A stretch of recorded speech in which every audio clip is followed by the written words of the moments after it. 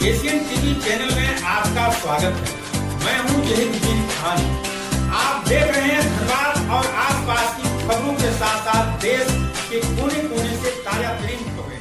आइए जानते हैं खबरों पर। झारखंड सरकार के पूर्व मंत्री और चंदन क्यारी के वर्तमान विधायक एवं नवनियुक्त भाजपा झारखंड अनुसूचित जाति मोर्चा के प्रदेश अध्यक्ष अमर कुमार बावरी ने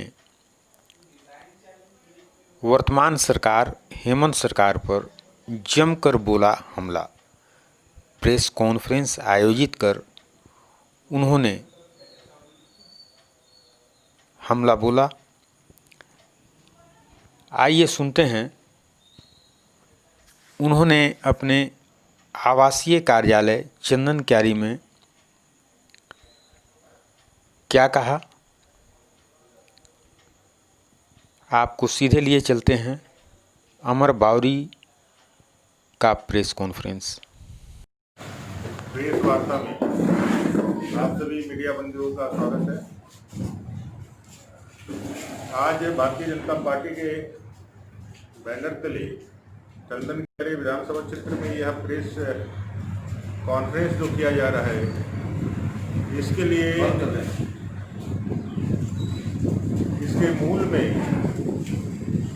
जो एक कोरोना कोविड-19 जो वैश्विक महामारी है, इसके बाद पूरे विश्व में जो हालात उत्पन्न हुए हैं और भारत के अंदर जो हालात उत्पन्न हुए हैं और उससे जो प्रभाव झारखंड में भी पड़ा है, इस हालात से एक तो हम लोग इस महामारी से लड़ करके निपट रहे हैं। एक तरफ जहां जनवरी 2020 में जब पहला केस भारत में डिटेक्ट हुआ था, तब हमारे पास एक लैब थी जो आज चल करके वो 70,000 लैब पूरे भारतवर्ष में हो गया है।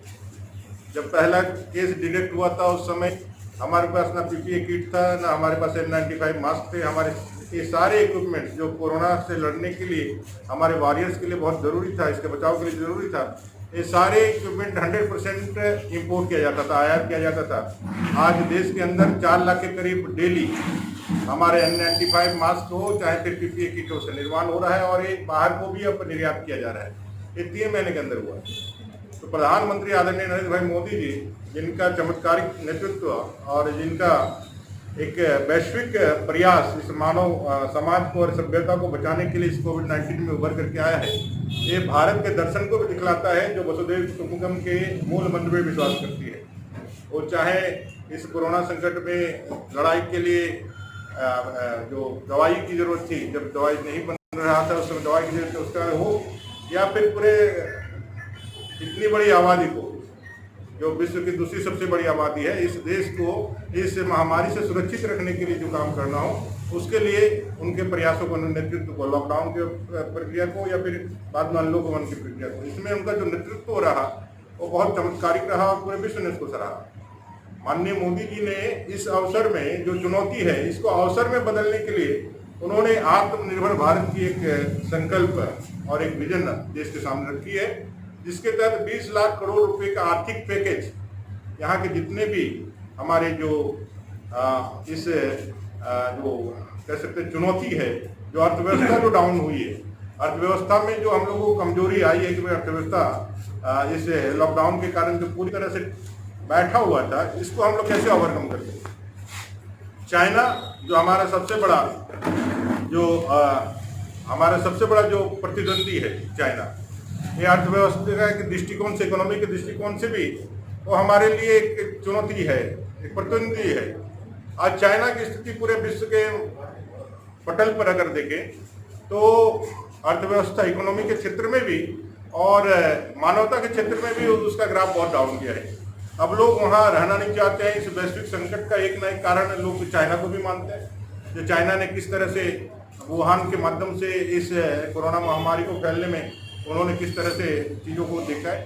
तो प्रधानमंत्री जी ने जो विश्व का जो आकलन है, विश्व का जो नज़र है भारत के अंदर, उसको देखते हुए आत्मनिर्भर भारत में वो अपने आप को कैसे हम लोग वर्ल्ड क्लास एक ब्रांड के रूप में हम लोग स्थापित करें, इस तरह का इंफ्रास्ट्रक्चर डेवलप करने का और इस तरह का उद्यम करने का उन्होंने एक आह्वान किया है देश के नागरिकों से और देश के उद्यमियों से, देश के युवाओं से। जैसा मैंने पहले ही बताया कि जब 2020 के जनवरी में पहला केस डिटेक्ट हुआ था, सिर्फ एक लेबोरेटरी थी, हम लोगों ने 70,000 लेबोरेटरी पहुंचाया, एक भी मास्क नहीं, सिर्फ 3 महीने में भारत ने करके दिखाया। तो ये दिखलाता है कि भारत में क्षमता है, भारत के लोगों के बीच अपना जो है प्रतिभा है, इसका हम अगर अच्छा से दोहन करें, अगर इसको हम अच्छा से हम लोग प्लान करके आगे बढ़े तो हम लोग क्यों नहीं विश्व के जो बड़े ब्रांड्स हैं उसको हम लोग क्यों नहीं ट्रैक कर दे सकते। इसलिए एमएसएमई जो सूक्ष्म लघु उद्योग है उसको 3 लाख करोड़ रुपए उनके लिए रिलीज किया गया है। ऐसे उद्यमियों के लिए आगे बढ़ाया जा सके, उनको आगे बढ़ा करके ऋण की जो उपलब्धता है वो बहुत हद तक जो हमारी वित्त मंत्री सीतारमन जी थे, निर्मला सीतारमन जी ने, उन्होंने विस्तृत रूप से इस एमएसएमई जो सूक्ष्म लघु उद्योग जो गांव-गांव में जो है, हमारे चंदन क्यारी में भी ऐसे बहुत सारे उत्पादक हो सकते हैं, उनको एक अवसर है, वो चाहे ऋण की उपलब्धता सुनिश्चित करानी हो सरलता के साथ, सुलभता के साथ, और फिर उसको एजुकेशन जो आगे कराना हो, इसके लिए माननीय प्रधानमंत्री जी ने लोगों का आह्वान किया है। इस आत्मनिर्भर भारत में पूरे देश के राज्यों को चिन्हित किया गया है। उसमें जो प्रवासी मजदूर बाहर से आकर के स्किल्ड मजदूर जो इस कोरोना काल में संकट में अपने घरों को, अपने नेटिव मातृभूमि को जो लौट करके आए हैं, तो उस आत्मनिर्भर भारत में जो राज्यों को चिन्हितीकरण किया गया उसमें झारखंड प्रदेश भी है। और झारखंड प्रदेश को भी आगे बढ़ाने के लिए यहाँ की सरकार को उन्होंने आह्वान किया कि भाई यहाँ जो आपको अवसर दिया गया है इसको धरातल पे उतार करके यहाँ के लोगों को एक अवसर आप दीजिए ताकि वो अपने जीवन को अपलिफ्ट कर सके और इस वैश्विक महामारी में आप भी एक योद्धा बन करके सिर्फ यह नहीं कि हम इस लड़ाई से जीते, बल्कि इस संकट की घड़ी में देश को मजबूती के साथ खड़ा करके हम कैसे फ्रंट फुट पर लेकर के आए और इसको अवसर में बदल करके कैसे विश्व की अर्थव्यवस्था में भारत का एक पहचान बने, जो हमारा लक्ष्य है। इसको गरीब कल्याण वर्ष के रूप में भी हम लोगों ने देखा है कि भी गरीबों के लिए आपने देखा कि किस तरह से जैसे ही ये लॉकडाउन की कोरोना महामारी आई, प्रधानमंत्री जी ने गरीबों के लिए मुफ्त में अनाज की व्यवस्था करनी हो, चाहे मुफ्त में सिलेंडर की व्यवस्था करनी हो, या फिर जिस जनधन योजना के माध्यम से खाता खोले गए थे उसका जो उपहास उड़ाया गया था सभी लोगों के माध्यम से, जब ये जनधन खाता जो खोलाया गया, हमारे पास जो ग्रामीण आबादी है उसमें लगभग आधी से अधिक आबादी ऐसी थी जो बैंक का द्वार तक नहीं देखे थे, उनके लिए खाता एक सपना था। प्रधानमंत्री ने जब यह जनधन योजना के माध्यम से गरीबों के लिए बैंक के खाते खुलवाए तो लोगों ने बहुत उपहास उड़ाया था, लेकिन आज उसी जनधन खाते के माध्यम से प्रत्येक परिवार को डीबीटी के माध्यम से प्रधानमंत्री जी ने 500 रुपये का जो है उसका सहायता राशि दिया। हर एक परिवार को कितने करोड़ों रुपए गरीबों के मदद के लिए दिए गए। खाद्यान्न मुफ्त में दिया गया, जहां जिसको भी जरूरत है उनको भाई 10-10 किलो एक्स्ट्रा अनाज दिया गया। और फिर इसको आगे कोरोना काल से देखते हुए पूजा तक, जितने पूजा है नवंबर तक इसको बढ़ाने की भी घोषणा कर दी गई। तो कितने लाख करोड़ रुपए गरीबों के खाद्यान्न के लिए हो, चाहे एलपीजी के लिए हो, चाहे फिर हमारे जो डीबीटी के माध्यम से जो आर्थिक मदद हो, ये सारे मदद लोगों ने किया है। ईएमआई को रोक दिया गया है। पूरी तरह से भारत को खड़ा करने के लिए, गरीब को खड़ा करने के लिए ये पूरी आर्थिक पैकेज के माध्यम से आत्मनिर्भर भारत बनाने की दिशा में प्रधानमंत्री जी आह्वान किया है। इसके साथ साथ युवाओं के लिए भी एक अवसर उन्होंने बताया है कि जो युवा स्किल्ड है, जो काम करना चाहते हैं, वो आगे आए। मैंने जिस तरह से बताया स्टार्टअप और स्टैंड अप के माध्यम से लोगों को आगे ले जाने के लिए जो स्टार्टअप स्टैंड अप के जो कार्य है उसमें आप आगे लेकर के आइए। सरकारों ने देना चालू किया है, प्रारंभ किया है। उन्होंने जो ऋण है, ऋण की उपलब्धता प्रारंभ करी है कि भाई आप दीजिए, आप कीजिए, आप लेकर के आगे बढ़िए। किसानों के लिए उन्होंने आशीर्वाद योजना, जो कृषि सम्मान निधि योजना, जो हमारे किसानों को जो अपना आत्मनिर्भर बनाने के लिए पहले से ही जो सरकार चला रही थी 2014 के बाद से ही, वो योजना लगातार उसको बढ़ा रही है, उसको कर रही है। भाई आप इसको करते जाइए और उनके खाते में डीबीटी के माध्यम से पैसा भी दिया जा रहा है, पैसा देकर के भी आगे बढ़ने का काम किया जा रहा है। राज्य की सरकार जहां तक है, हेमंत जी की सरकार, तो पूरी तरह से मैं कह सकता हूं कि इस पूरे अभियान में, कोरोना संकट काल में पूरी तरह से विफल साबित हुई है। अगर एक गरीब के पास जाकर के हम कहते हैं कि इस कोरोना संकट में आपको क्या क्या चीज का लाभ मिलता है, तो कहते हैं कि मुझे अनाज का लाभ मिलता है जो नरेंद्र भाई मोदी जी देते हैं। जो एलपीजी गैस का जो सहायता मिला वो किसने दिया? तो भाई नरेंद्र भाई मोदी जी ने दिया। अगर यदि उसको 500 रुपए डीबीटी के माध्यम से जो पैसे आए वो किसने दिया? तो भाई नरेंद्र भाई मोदी जी ने दिया। राज्य सरकार ने क्या दिया? राज्य सरकार सिर्फ अपने पीठ थपथपा रही है। और जो केंद्र सरकार की योजनाएं हैं आत्मनिर्भर भारत के तहत, जो इस राज्य को भी जो चयनित किया गया है, जो पैकेज स्पेशली दे करके कुछ जिलों को वहां अपलिफ्ट करने के लिए चिन्हित करके आगे बढ़ाया गया है, आप उसको धरातल पर नहीं उतार करके सिर्फ राजनीतिक थोथेबाजी कर रहे हैं। और सिर्फ सारा दोष जो है वो केंद्र की सरकार के माथे पर ठेल करके ढकेल करके आप अपने फर्ज से, अपने कर्तव्य से इतिश्री समझना चाहते हैं, इतिश्री मानते हैं। आज 6 महीने से ज्यादा आपके सरकार में बैठे हुए हो गए, सरकार की पूरी ट्रेजरी को ब्लॉक कर दिया गया। ऐसा इकोनॉमिक हम कह सकते हैं डिजास्टर मुझे नहीं लगता है किसी भारत जैसे लोकतांत्रिक देश में कभी हुआ है। पूरा सरकार का खजाना पूरी तरह से ट्रेजरी बंद कर दिया जाए, सारे विकास के कार्य ठप कर दिए जाए, ग्रामीण स्तर तक जो जीवन शैली, जो अर्थव्यवस्था जो रोलिंग कर रही थी, जो गतिमान थी, जो चलती रहती थी, उसको पूरी तरह से ठप करके आज लोगों के सामने जीने मरने का यक्ष प्रश्न खड़ा कर दिया गया है। मनरेगा जैसी योजनाएं भी पेन और पेपर में चल रही है, वो भी जो लोगों को संबल बना सकता है, उसमें भी भ्रष्टाचार के नए नए किस्से कहानियां सामने आ रहे हैं। ये सारे चीजों को अगर हम देखें तो सरकार जो है, हेमंत जी की सरकार, उनको करना चाहिए था किसानों के लिए जो हम लोगों ने जो कृषि आशीर्वाद योजना प्रारंभ करी थी उसको बंद नहीं करना चाहिए था, आपने उनको बंद कर दिया।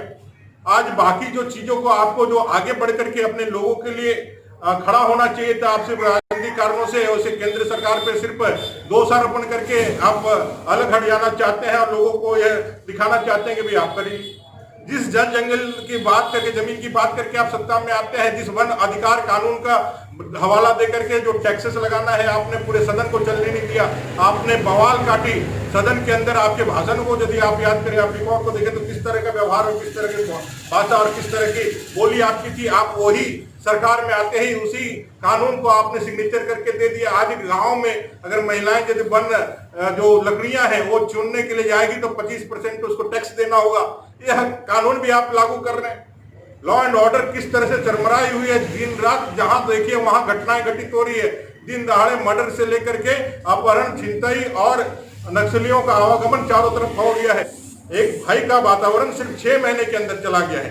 राजनीतिक कारणों से लोगों को प्रताड़ित किया जा रहा है। राजनीतिक कारणों से लोगों को जो है कैश मुकदमों में फंसाने के षड्यंत्र किए जा रहे हैं, फंसाया जा रहा है, उनको दबाया जा रहा है, शोषण किया जा रहा है। इस तरह का माहौल आज झारखंड के अंदर में सिर्फ 6 महीने में आ गया है। चंदन कैरी की अगर बात करें तो ग्वाय बराज योजना जो इतनी महत्वाकांक्षी योजना, जिसका काम अब मात्र 10 से 20% बचा हुआ, वो काम योजना जो है किसानों की इतनी महत्वाकांक्षी योजना आज ठप पड़ गई। पावर सब ग्रिड जिसका 5% काम बचा हुआ है, 5 से 6 सब ग्रिड सब स्टेशन बन करके तैयार है, जिसे चंदन कैरी डीवीसी के इस निर्भरता से हट करके वो पूरी तरह से आत्मनिर्भर बन जाएगा। सिर्फ बिजली के क्षेत्र में चंदन कैरी नहीं, धनबाद बोकारो भी आत्मनिर्भर बन जाएगा। ऐसी व्यवस्था पूर्व की सरकार ने करके रखी है। आपको सिर्फ 5% काम करना है, वो काम भी ठप पड़ा हुआ है। आप इंजीनियरिंग कॉलेज का काम ठप करके रखे हुए, विकास की जितनी सड़कें बन रही थी, जितने और योजनाएं जो गतिमान थी, वो सभी चीजों को बंद किया हुआ। अंतर्राष्ट्रीय स्तर का स्टेडियम बन रहा था, आप उसको भी बंद करके रखे हुए। सरकार नया कुछ नहीं करके पुराने जो चल रहे थे उनको ठप करके उनको रख दिया। 1 रुपये में जो रजिस्ट्री होती की उसको भी आपने बंद कर दिया। पूरी तरह से सरकार जो है सिर्फ और सिर्फ बयानबाजी पर, सिर्फ और सिर्फ भावना पर टिकी हुई है। सिर्फ अखबार की सुर्खियां बनाना इसका मूल कर्तव्य रह गया, काम रह गया। या हर दिन सनसनीखेज कुछ वक्तव्य देकर के अखबार की सुर्खियों बटन ले, फ्रंट पेज का न्यूज बना ले, उसमें क्या आउटपुट आएगा, उसका रिजल्ट क्या आएगा, ये सब लोगों ने हम लोगों ने 6 महीने में देख लिया है। सरकार पहले दिन से जो भी विषय रखी थी अपने घोषणा पत्र में, जो 5,000 रुपया बेरोजगारों को देंगे, 7,000 रुपया बेरोजगारों को देंगे, आज वही सरकार उनको रुपये देना तो दूर, जो लोग ऑपरेटर के रूप में, कंप्यूटर ऑपरेटर के रूप में आप नियोजित थे अपने सरकारी दफ्तरों में, उनकी नौकरियां खाने के लिए चले गए, उनकी नौकरियों से हटाने के लिए चले गए। जो सरकार जब विपक्ष में थी तो 6ठी जीपीएससी को लेकर के जो इतने हंगामे और इतने बयानबाजियां और इतने आरोप प्रत्यारोप लगाए थे, आप शासन में आते ही उस 6ठी जीपीएससी के सारे अनुशंसाएं आपने पास कर दी और 6ठी जीपीएससी आज चला गया, आगे बढ़ गया। तो ये सरकार, मैं कहना चाहता हूं, इस कोरोना संकट में ये सरकार जो है सिद्धू कानू के वंशज का हत्या हो जाता है। आप देख रहे हैं सिद्धू कानू के वंशज, हमारे लीडर्स को सरेआम गोली मार दिया जाता है। रांची के अगल बगल में डेली हत्याएं हो रही है, धर्मांतरण जबरदस्ती किया जा रहा है, दिन दहाड़े धर्मांतरण का काम प्रारंभ हो गया है, जबकि धर्मांतरण कानून यहाँ लागू है, उसमें सारी प्रक्रिया बताई गई है, उसके बाद भी धर्मांतरण खुलेआम चल रहा है और सरकार के कानों में जू तक नहीं रेंग रही है। ये पूरी परिस्थिति में अगर हम देखें तो कोरोना के पूरे संकट काल में यह सरकार जो है, जिस तरह सेल में ढक जाता है ना अपने आप को, जैसे कछुआ अपने आप को संकट काल में अंदर डाल लेता है, तो एक लीडर के रूप में उनको बाहर आना चाहिए था। लेकिन ये पूरी सरकार, वो जो कछुआ का जो सेल है, जिस तरह से अपने आप को ढक लगता है संकट काल में, उसे हेमंत सोरेन जी की सरकार इस संकट काल में, कोरोना काल में, उस कछुए के सेल में जैसे अपने आप को सिमट लिया है और देश, झारखंड की जनता को भगवान भरोसे छोड़ दिया है। मेरा ये अपील आग्रह होगा कि इस आत्मनिर्भर भारत बनाने के अभियान में जो माननीय मोदी जी ने जो कदम आगे बढ़ाया है, जो दृष्टि दिखाई है, जो रास्ता दिखाया है, उस रास्ते को अख्तियार करते हुए राज्य की सरकार इस अवसर का लाभ उठाए और कदम से कदम मिला करके राजनीति से ऊपर उठ करके झारखंड के 3.25 करोड़ जनता के हित में, नागरिकों की सुरक्षा को ध्यान में रखते हुए और इस चुनौती को अवसर में बदलने के दिशा में काम करते हुए आगे बढ़ने का काम करें। ये आपके इस प्रेस कॉन्फ्रेंस के माध्यम से मैं सरकार से भी अपील करना चाहता हूं और जनता से भी यह अपील करना चाहता हूं कि इस अवसर पे आप सभी लोग जागरूक होकर के अपने हक अधिकार के लिए संगठित होकर के आगे बढ़ने का काम करें। आज इस प्रेस कॉन्फ्रेंस में सर्वप्रथम आप सभी संवाददाता बंधुओं का बोकारो जिला भारतीय जनता पार्टी की ओर से स्वागत करते हैं और इस प्रेस कॉन्फ्रेंस में विशेष रूप से उपस्थित इस क्षेत्र के लोकप्रिय और माननीय विधायक, झारखंड सरकार के पूर्व मंत्री और भारतीय जनता पार्टी अनुसूचित जाति मोर्चा के माननीय प्रदेश अध्यक्ष बड़े भाई अमर बावरी जी का भी हम स्वागत करते हैं और किसान मोर्चा के प्रदेश प्रभारी बड़े भाई विनय सिंह जी का और आप तमाम कार्यकर्ता बंधुओं का हम स्वागत करते हैं। सर्वप्रथम हम ये कहना चाहेंगे कि अभी जो आत्मनिर्भर भारत के बारे में माननीय अमर जी ने जो विस्तृत रूप से आपको अवगत कराया है, इसके लिए हम अपनी ओर से धन्यवाद देते हैं कि बहुत ही सार्वजनिक तरीके से माननीय मोदी जी के द्वारा इस कोरोना कालखंड में आत्मनिर्भर भारत की जो योजनाएं चलाई जा रही थी, उसको विस्तृत रूप से आपको अवगत कराया है और उसका कुछ लिखित प्रतिवेदन भी है जो हम आप लोगों को दे देंगे, तो उससे आप लोगों को भी और भी विस्तार में इसको समझने में सुविधा होगी। एक जिले का संगठन का मुखिया होने के नाते मेरा सौभाग्य है कि भारतीय जनता पार्टी ने अनुसूचित जाति मोर्चा के अध्यक्ष के रूप में माननीय अमर जी को बोकारो जिले से नियुक्त किया है और यह बोकारो जिले के लिए सौभाग्य का विषय है और हमारा भी सौभाग्य है कि पहला सार्वजनिक कार्यक्रम मेरा प्रेस कॉन्फ्रेंस के रूप में या चंदन क्यारी जैसे क्षेत्र में हो रहा है। तो इससे आप समझ सकते हैं कि पार्टी की प्राथमिकता में चंदन क्यारी क्षेत्र कितना है और बोकारो जिले के भी प्राथमिकता में चंदन क्यारी क्षेत्र का क्या महत्व है, इससे आप अंदाजा लगा सकते हैं। अभी के समय में केवल हम कुछ संगठनात्मक आपसे चर्चा करना चाहेंगे कि वर्तमान में जो यहाँ राज्य की सरकार है, जिसकी ओर आपको संकेत कर रहे थे माननीय अमर जी,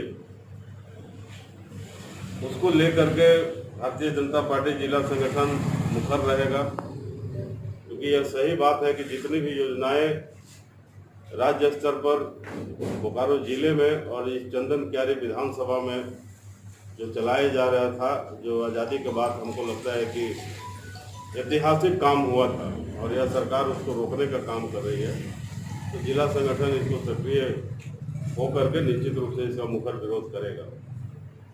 इस कोरोना के काल में सचमुच में जो केंद्र सरकार के द्वारा जो राहत पूरे देश में चलाया गया, उसका सही उपयोग यह सरकार नहीं कर रही है। एक दो उदाहरण हम आपको देंगे।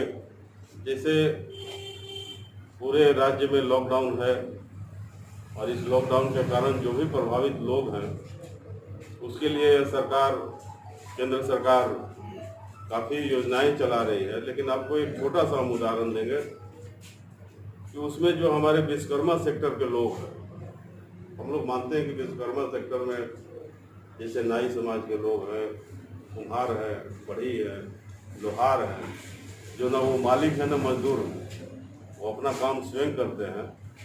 आज वैसे लोग भी प्रभावित हैं और उन लोगों के लिए सरकार जो है तो कुछ नहीं सोच रही है। तो निश्चित रूप से हमारा यह कहना नहीं है कि अगर लॉकडाउन आवश्यक है तो उन लोगों को छूट दे दिया जाए, लेकिन उन लोगों के लिए भी आर्थिक सहायता देने का प्रावधान होना चाहिए।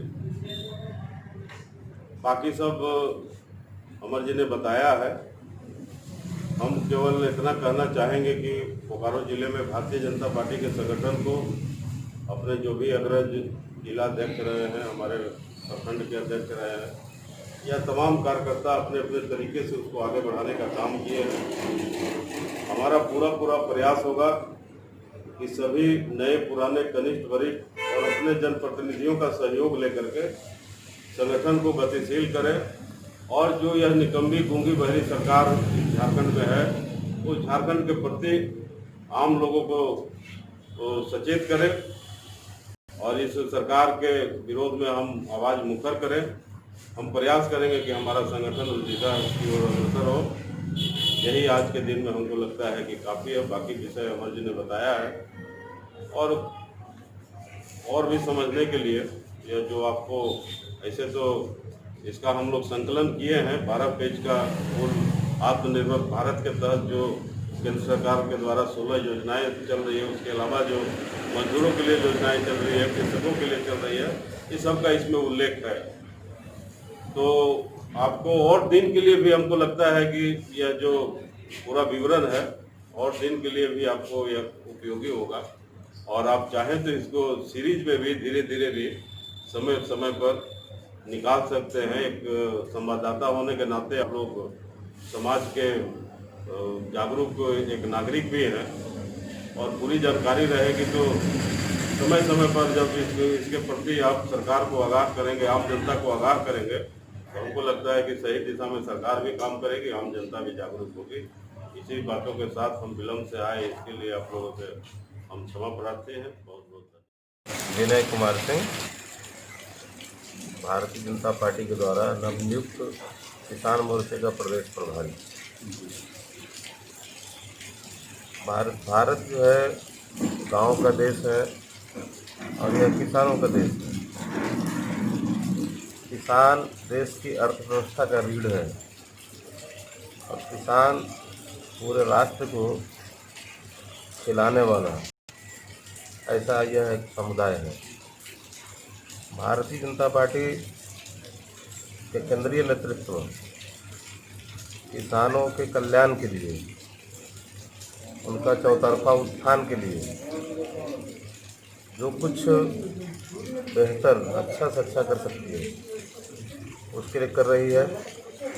किसानों के उपज का उचित मूल्य मिले, किसानों का जो अन्न उत्पादन है उस अन्न का बाजार में समर्थन मूल्य जो है वह न्याय संगत हो और खेती किसानी में खाद है, बीज है, उपकरण है, कीटनाशक है, यह उनको सुविधापूर्ण ढंग से और सही कीमत पर मिले। यह केंद्र सरकार हर मोर्चे पर इस काम को कर रही है और जहाँ कहीं भी किसानों के लिए और भी बेहतर किया जा सकता है, भारतीय जनता पार्टी किसान मोर्चा वह केंद्र सरकार को सुझाव देती रही है और जहां राज्य सरकार उसकी उपेक्षा कर रही है कहीं भी किसानों की, तो राज्य सरकार पर दबाव डाल करके, आंदोलन करके, प्रदर्शन करके विवश किया जाएगा ताकि किसानों की उपेक्षा नहीं हो, उनका पारिवारिक और सामाजिक जीवन वह एक स्तरीय हो और इसके साथ साथ देश के भरण पोषण में उनकी भूमिका और भी महत्वपूर्ण है। बहुत बहुत आज के लिए बस इतना ही। KCN TV channel